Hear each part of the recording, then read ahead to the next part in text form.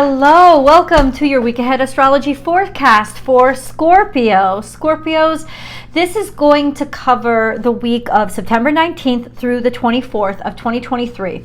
In this video, I'm going to go through the major planetary aspects and transits, and I'm going to let you know how they aspect your natal sun by dividing Scorpio into the 3 decans, or 3 groups of 10 degrees. So that I can get a better understanding of what aspects are actually forming to your specific natal suns based on your birth dates. You don't have to really know any information to enjoy or understand these videos except your birth date.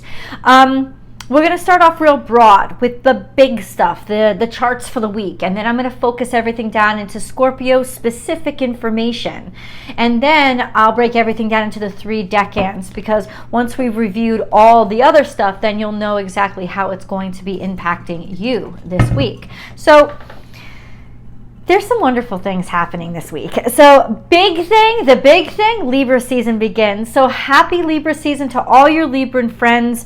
It will be their birthdays soon. The sun is heading into Libra. Okay, wee hours in the morning. If you're on the continental United States, it's pretty much on the 23rd. Out in California, if you're in Pacific time, the sun technically will transit at 11:59 p.m. So technically it will still be the 22nd when the sun transits into Libra if you're in California. Everywhere else in the continental US, it's going to be on the 23rd, wee hours of the morning. Of course, Hawaii and Alaska, it'll still be on the 22nd, but it's in and around there. Now, we also have the equinox that's going to be happening. So let's talk a little bit about it, right? The equinox is when both day and night are equal. It happens twice a year. We know that. We have a spring equinox and we have an autumnal equinox. And this officially marks the entrance into fall. Now, I know some of y'all have already been getting your mocha chocolates, pumpkin style. But this is really our entrance into fall season. Libra and all cardinal signs usher in the new seasons. So as Libra season begins, the equinox is created. Not because of Libra season beginning, but that's how it's all planned out. So we do have a switch. We do have a change. Summer and fall, it's very different. Summer is action and activity and romance, very much, since Leo energy is central to summer energy. But then in the fall, we really settle down, and you know whose energy is central to fall energy. That is Scorpios. Libras usher in the fall, and of course Sagittarians finish it up. Right in the center is our beloved Scorpio season. So you're 30 days away from Scorpio season, but we really are starting those fall activities. And there is a warm romance to the fall. There's a darkening of the earth. If you're in the northern hemisphere, southern hemisphere, that would be different. Northern hemisphere, there's a darkening. You know, the days are getting shorter. We celebrate on the equinox when the day and the night are equal to each other. So that is actually a perfect way to welcome in Libra season, because Libra season is all about balance. And when the sun goes into Libra, it is very diplomatic. There's diplomacy, there's a sense of seeing both sides. There's also a maturity in a sense of being able to not overdo it either way. Now, for Scorpio energy is all about extremes. And so Libra energy is actually the opposite of that, because it is about balance between. Libra energy doesn't deny anything. And I think the falsehood of Libra energy is it's all about glamour and it's all about things being pretty. And that's not true. I apologize. That's not true. It is not all about things being pretty. It is about things being balanced.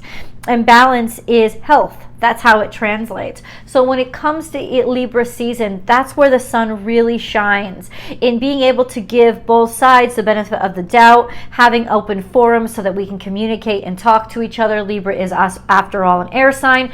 Air signs are all about intellect and communication. And specifically in Libra, it's about communication between partnerships. The South Node is in Libra, so there is a comfort there.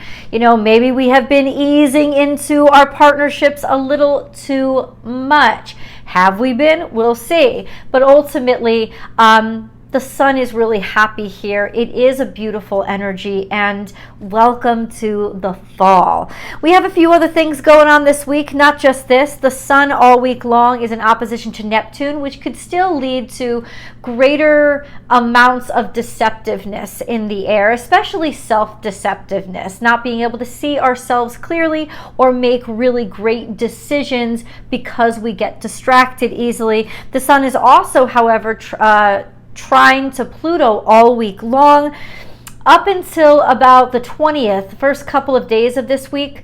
The sun is going to be trine to Uranus as well, but then the sun moves well out of that trine. It moves past it. So for the first couple of days this week, we're going to have that grand trine still intact. That's giving us that easement when it comes to what we've accepted as true.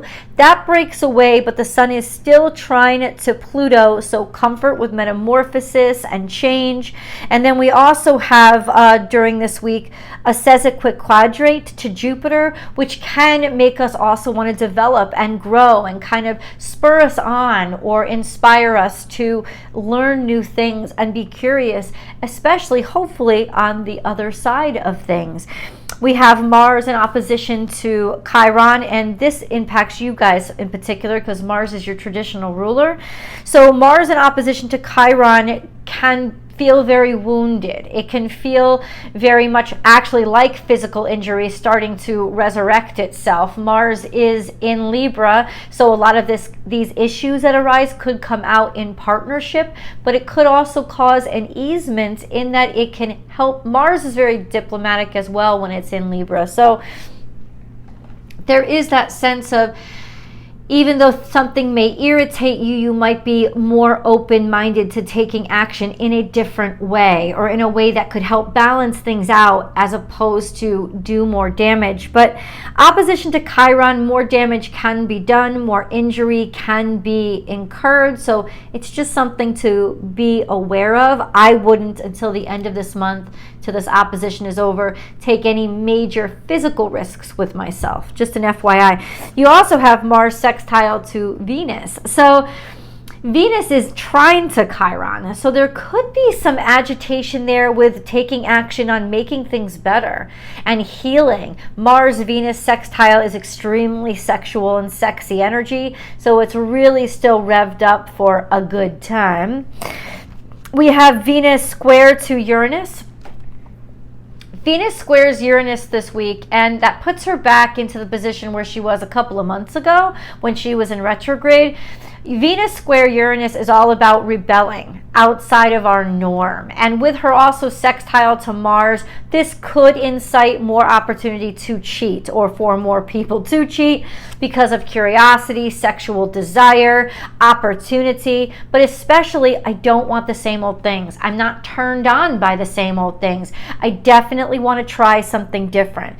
The encouraging factor here is that she's also trying to Chiron while she's square to Uranus, and that's very grounding energy. So there is this sense of, I want to try something different, and I want to break away from the same old because I know how it hurt me, because I know there's a better way now. And so that's actually really helpful energy. Then we have, let's see, okay, all week long Venus is still square to Jupiter as well. That's all about decadence and indulgence. So square to Jupiter, square to Uranus, this is very mischievous energy. I don't want the same. I want bigger. I want more. I want something different. I'm feeling really good. Indulgence, sextile to Mars. This is a great time to play and be playful and experimental with your partner. If you are finding somebody new, this is a time when You might find somebody different than your norm, and I'm not sure how long it would last after Venus is no longer square to Uranus, but ultimately it would be a time to remember, if I can say so. And then we have Saturn. Saturn this week is sextile to the North Node, and not just this week, it'll go on past this, but Saturn becomes trine to the South Node and sextile to the North Node, which I think really grounds us in this diametric shift that's happening between independence and partnership. As the sun moves into partnership, there's a sense of feeling so at ease with where you're at that you're willing to take opportunities outside of. And it's almost like showing us perfectly how a strong partnership can actually create the harmony needed to find the true expression of self and your own independence. So while Venus, who rules Libra, by the way, is while Venus is also square to Uranus, there is this energy of, if I want to try something new, I want to be more independent, I don't want to do what's expected. I think it's a really good energy by which to do it, because there is this energy that you can still have a healthy relationship while asserting your independence. So as long as we're respectful to our partners and we're able to, I'm not even talking about stepping outside the relationship, I'm saying giving people space so they can find their own identity and sense of who they are, and encouraging that growth as opposed to being the force that discourages it, is really where it's at right now. So let's go into Scorpio specific information. All right, guys. So what's going on in the zodiac sign of Scorpio? Nothing. There's the moon on the 19th. So today, if you're watching this when I upload this video, there's the moon, and the moon is going to be conjunct, because it's at the end of Scorpio, right now. So it's going to be conjunct those of you born toward the end. It's going to be conjunct the natal suns of those of you born toward the end of Scorpio season. So we'll get to that and what that means when we get into the decans. But that's it. Everything else is no major stuff. So what's happening with Mars? Well, it's in Libra, and it's going to be in opposition to Chiron all week long. It says equiquadrate to Saturn, and it's sextile to Venus. And says equiquadrate is not a major aspect, but I put it in because of the opposition to Chiron as well, and the fact that there is a relationship. Chiron and Saturn are also semi-square to each other. This is the energy of trying to figure out how to do things better, but putting a lot of pressure on yourself to do so. So just know that that energy is in the air, and you don't want to stress yourself out or push yourself so much that it does lead to injury. This is almost like being egged on by a determination of wanting to be good enough because you don't believe you actually are, and being more likely to try to prove yourself to somebody at risk of injury. So just an FYI. It's also sextile to Venus. So being showy, showing off, or trying to, puff out the chest could also be something that inevitably may lead you to some pleasure, but also could lead to either injury or a hard life lesson learned. Just an FYI. We also have Pluto, which is your modern ruler. Pluto, it doesn't move much, but I think it's at 27 degrees Capricorn now. Pluto is sextile to Neptune and trine Uranus still, which is a matter of profound and dynamic permanent change straight out of something that's never existed before. But that's happening slowly over the next decade plus. Pluto is also square to the nodes for the next couple of months. And so what does that mean? It means that there is an absolute change that is happening, that there is a dynamic change that is happening, that the globe is turning a corner, or let's put human society over the next, especially couple of months, is turning a page. It's going to leave something behind. It will not... It's going in a way that it hasn't before, and it could take an extreme an extreme right or left. But since the nodes right now are in Libra, the north node is all about independence and self-assertion, whereas Libra energy, the south node, is all about partnership. Now, the nodes are not two separate things, and they don't compete with each other. You're supposed to find balance between the two, and right now that is Pluto.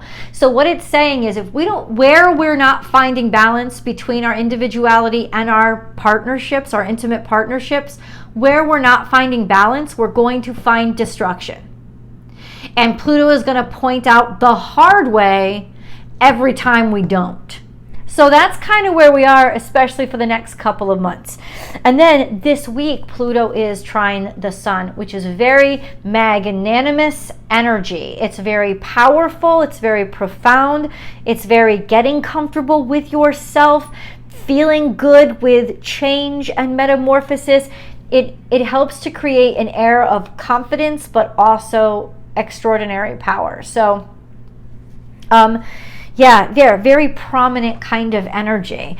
It's very easy to see. This is very powerful and confident energy that hopefully will reflect upon you guys as well. It could also mean not feeling so bad about those parts of yourself that you've tried to repress, bringing them to light and getting comfortable with them and adapting them, incorporating them into who you are by allowing it to change who you are.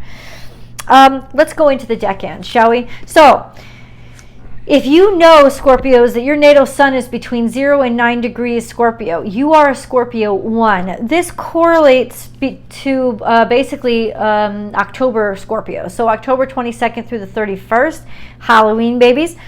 For those of you that are born more toward the beginning of Scorpio season, so right on the Libra cusp, say around the 22nd, 23rd of October, you guys, your natal suns are going to be semi-square to Mercury all week long. So for you, this is a dynamic difference in that information or communicating yourself could be rushed, or could feel like I have to do it and I have to do it now, or there could be more stumbling over your words or some agitation around information that hasn't come in. So, example, your birthday really does make a difference, or where your natal sun is located really does make a difference. All of you are trine to Saturn. This is a long-term trine. Saturn has retrograded back to the very beginning of Pisces, so it'll retrograde from 2 degrees back to 1 degree this week. So especially those of you born, those cuspers, born on that Libra cusp, 21st, 22nd, 23rd, maybe 24th, will feel this most impactfully now, but it's all of you all year long that have this trine to Saturn, which can really encourage growth and maturation and comfort with taking more authority over yourself, your own life, as well as leadership positions. This is a great time for career building. Scorpio 2s. Okay, so if your natal suns are somewhere between 10 and 19 degrees Scorpio, you guys are Scorpio 2s. This correlates to Scorpio birthdays between the November 1st, the 1st of November, and the 11th of November. Your natal suns are sextile to Mercury. This gives you great aptitude for learning, for understanding, for communicating, for reading, writing, for speaking, for taking tests. It's great mental acuity. It makes you really clever, and it makes you really sharp. This is an awesome time. Mercury's out of retrograde. It's an awesome time to sign stuff, important stuff, take important tests. If you do this week, it will go extremely well. Interviews tend to go extremely well. Presentations tend to go extremely well. Any conversation or reaching out, communication is highly productive right now. This is helpful energy. All week long, your natal suns are square to Venus. And whereas that's not terrible energy, it is kind of boastful. You can get a little bit too shallow when this happens. Look at me, I need attention, and that's fine. But if you don't get attention, it can also make you feel really scarred. Now, this energy of that sextile to Mercury, it could work really well with, because if it's about just get quick attention and then your quick wit will take over, this is an exceptional absolutely winning combination for you this week, because you can definitely communicate your thoughts and ideas very, very well. Square to Venus, however, not a great time to start dating, go out on dates, not a great time to redo any kind of your aesthetic, either your physical aesthetic or in your surroundings, in your home. Not a great time to do those things, because it will be more a reaction to I want attention versus I really like this and this is really beautiful. FYI. Your natal suns all week, and they have been and they will be for a while, in opposition to Jupiter. This is very confident energy, but it can go into the cockiness. This is a sense of thinking that I have to move too big and too fast, and so it could feel like you're getting ahead of yourself. So if you just take it a little slower and use it as the sort of confidence boost and inspiration, or sort of curiosity that it really is, it can actually be beautiful energy too. We have also a semi-square to the sun this week, which can kind of almost be like a prick or a thorn in your side to sort of spur you forward and make people take notice of you. This agitation, irritability can play off with this square to Venus, so it can make arrogance a little bit high this week, or more frustrating when you don't get noticed.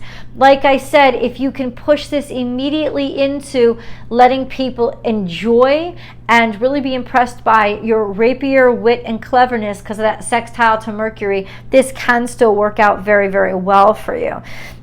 This square, quincunx to Chiron, that's long term, will also impact you wanting to make better choices, or wanting to make up for a bad past, or injuries or failures in the past. There's a lot that's there this week to try to push you into something too quickly or make you try too hard. So just be aware of that and be very compassionate to yourself this week, and you'll be able to improvise like this. Scorpio 3s. Okay, Scorpio 3s, if you know that your natal sun is between 20 and 29 degrees Scorpio, you guys are Scorpio 3s. This correlates to Scorpio birthdays between the 12th and, say, the 22nd of November. It's your natal suns that are conjunct the moon on the 19th. When this happens, it's really fulfilling energy. It's a sense of feeling complete. Like what you hide, you're not scared of anymore. Like your emotional self and your ego are working in harmony with each other. Some of you won't experience this, though you'll experience it in the wee hours of the morning, but most of you will get that little, it's not a confidence boost, it's a sense of personal value. It's a sense of personal awareness that can be very helpful. Let's put it this way. It's also like your own personal mini new moon. So it's a sense of a great time for you guys to call in a new beginning or begin something new that you want to develop and grow. Your natal suns have long-term sextile to Pluto, which is dynamic and charismatic change and people really taking you seriously, as well as a square to Saturn if you're at the cusp. So cusps between Sagittarius and Scorpio. So that would be November 21st, 22nd, 23rd birthdays. We have that square to Saturn, which will make things a little bit more stressful, make you feel a little bit more repressed, pushed backward, strains, struggles when it comes to the law, when it comes to work, figuring out what you want to do, or asserting your own sense of personal authority. You'll get a lot more kickback. There will be challenges to that throughout this year. You'll also have a long-term trine to Neptune, which is exceptionally creative energy. You also have a long-term opposition to Uranus, which is an exceptionally independent energy. It's an energy that wants to be unique, that doesn't want to be associated with being the same old. It is particularly rebellious. So that could be why all year long, if you're asserting your own identity and independence, there is that sense of definitely butting heads with that Saturnian energy of this is the norm, this is what's expected. And that's really, because it's a square, it's really just there to test to see, what matters to you and what doesn't. You know, what's worth fighting for and what isn't. All this year. Very important. And then this week in particular, your natal suns are going to be semi-square to Mars, which can cause you to hyper-react to things. It can cause you to feel a little bit more impulsive. So be aware of that, especially since Mars itself is in opposition to Chiron. This is something that could do some damage. So impulsivity does have to be met with personal compassion, calming yourself down and realizing I don't have to jump at things. Angry, it could be angry and more impulsive. Just take your time and count to 10 before you overreact to things this week. FYI, I love you guys like crazy, and I hope you enjoyed this information. If you find this information to be useful, please share it with somebody that you know would love it too. Don't forget to give the video a thumbs up, and definitely come on over to Born Without Boundaries Tarot for your week ahead tarot card message. I love you guys. Please hit subscribe, and I'll see you in the videos.